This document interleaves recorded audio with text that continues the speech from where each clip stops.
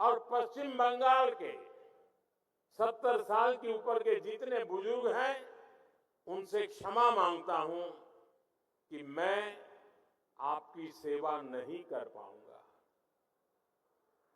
चुनाव के समय मैंने गारंटी दी थी कि तीसरे कार्यकाल में 70 वर्ष से ऊपर के सभी बुजुर्गों को आयुष्मान योजना के दायरे में लाया जाएगा। आज धन्वंतरी जयंती पर ये गारंटी पूरी हो रही है। अब 70 वर्ष से अधिक उम्र के देश के हर बुजुर्ग को अस्पताल में मुफ्त इलाज मिलेगा। योजना है जिसमें आय की कोई पाबंदी नहीं। गरीब हो, मध्यम वर्ग का परिवार हो, उच्च वर्ग का परिवार हो, हर कोई इसका लाभार्थी बन सकता है।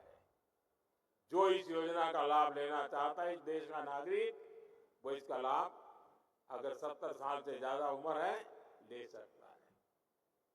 हर बुजुर्ग चिंता से मुक्त हो, वो स्वस्थ जीवन जिए, स्वाभिमान के साथ जीवन जिए।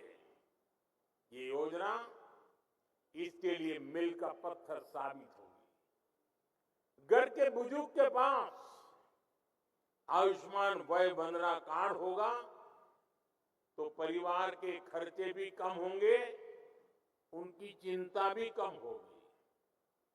मैं इस योजना के लिए सभी देशवासियों को बधाई देता हूं और 70 साल से ऊपर के सभी बुजुर्गों को मैं भी यहां से प्रणाम करते हुए वय वंदना करता हूं।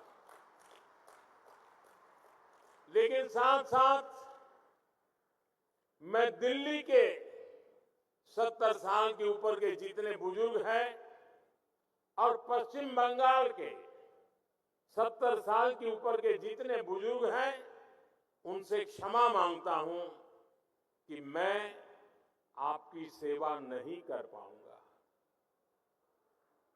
मैं उनसे क्षमा मांगता हूं कि मुझे पता तो चलेगा आपको कष्ट है, मुझे जानकारी तो मिलेगी, लेकिन मैं आपको सहाय नहीं कर पाऊंगा।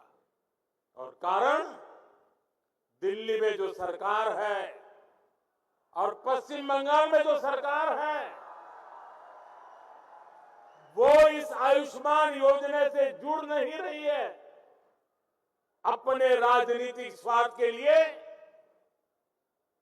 अपने ही राज्य के बीमार लोगों के साथ जुल्म करने की वृत्ति, ये प्रवृत्ति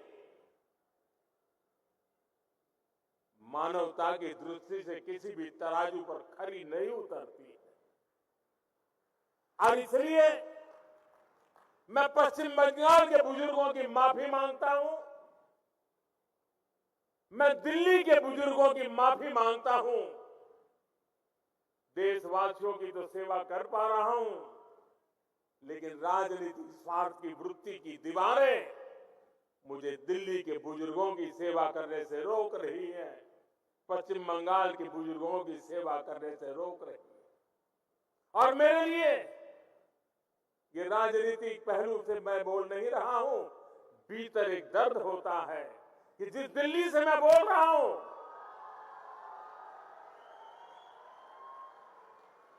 दिल्ली के भी बुजुर्ग मेरी बात सुनते होंगे।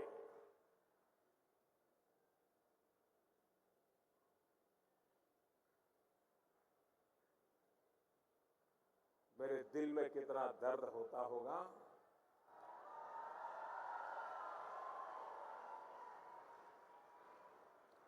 मैं शब्दों में बयान नहीं कर पाऊंगा।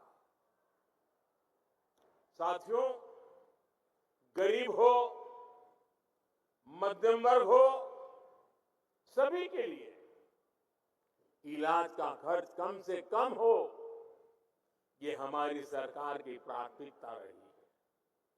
आज देश भर में 14,000 से ज्यादा पीएम जन औषधि केंद्र इस बात के साक्षी हैं कि हमारी सरकार कितनी संवेदनशीलता से काम कर रही है।